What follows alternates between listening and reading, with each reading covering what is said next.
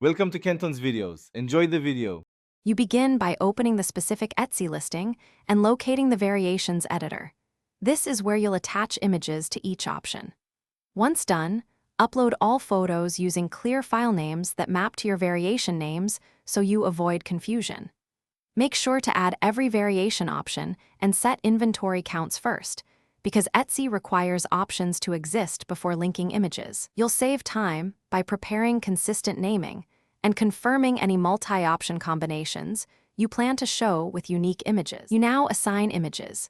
Click the small image or camera icon beside a variation choice and pick the corresponding file from your uploads.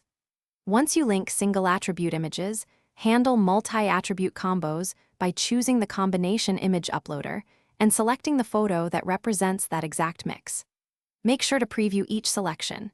Test clicking different variation combos in the listing preview to confirm the right image appears. If something doesn't switch, double-check file names and that the image is attached to the right option.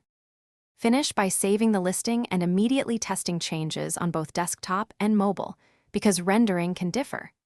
If a newly linked photo does not show, clear your cache or open an incognito window to rule out local caching. Sometimes Etsy delays CDN updates.